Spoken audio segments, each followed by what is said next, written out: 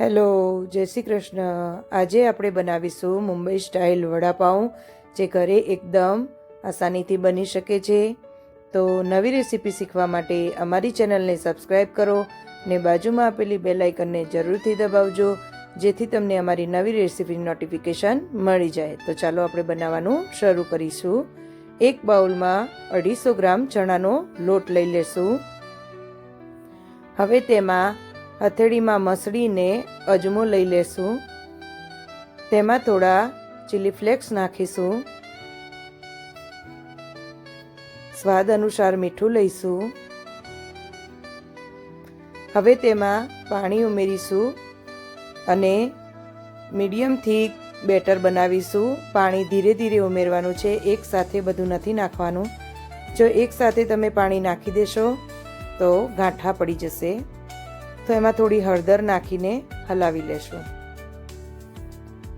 આવું medium thick better બનાવવાનું છે. હવે તેને આપણે સાઈડમાં મૂકીશું ને બટેકાના માવાની તૈયારી કરીશું. તો એક કડાઈમાં 2 થી 3 ચમચી તેલ લઈ લેશું. હવે તેમાં હિંગ નાખીશું. રાઈ લઈ લેશું. 4 થી 5 લીમડાના પાન લેશું. હવે આપણે લાલ મરચું વાપરવાનું નથી, તો લીલા મરચાંની ક્વોન્ટિટી થોડી વધારે લેશું. તેને થોડા સાંતળી લઈશું. થોડી હળદર લઈશું. હવે તેમાં બાફેલા બટેકા ઉમેરીશું ને તેને ક્રશ કરી લઈશું. આવી રીતે ક્રશ કરવાથી તેમાં ગાંઠા નહીં રહે ને એકદમ સરસ ક્રશ થઈ જશે.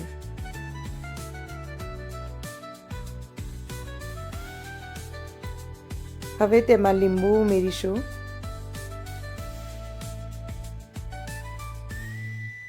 સ્વાદ અનુસાર મીઠું.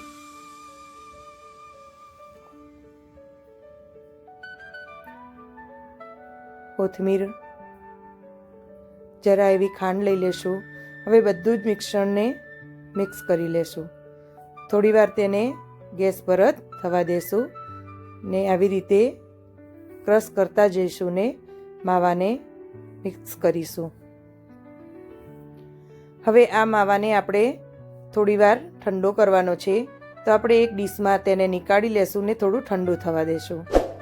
હવે ઠંડુ થઈ ગયા બાદ તેના નાના નાના ગોળા વાળી લેશું.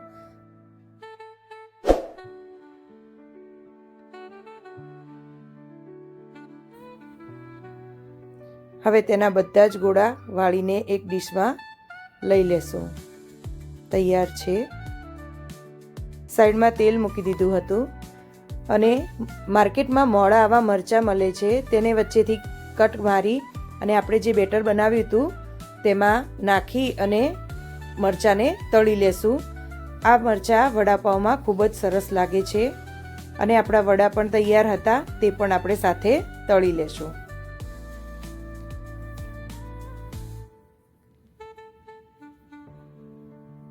તો વડા પણ તૈયાર છે. આપણે તેને નીકાળી લેશું ને સાઈડમાં મૂકીશું.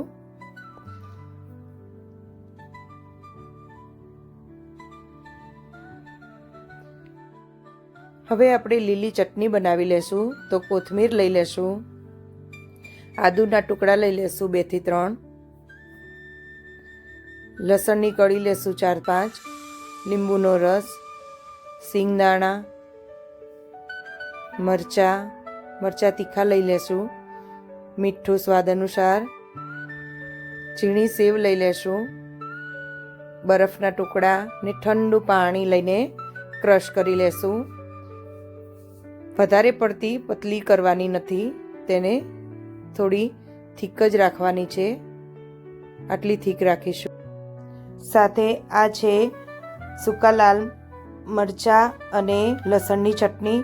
તેની લિંક મેં ડિસ્ક્રિપ્શન બોક્સમાં આપેલી છે, તમે ત્યાંથી જોઈ શકો છો.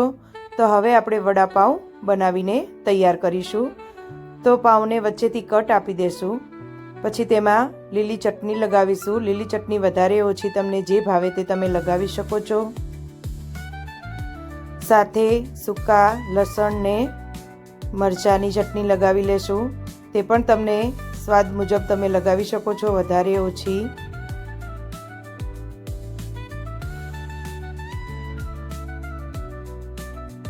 હવે આપણે મરચાં તળ્યા હતા તે પણ લઈ લેશું. સાથે તેના પર બનાવેલું વડું મૂકીશું.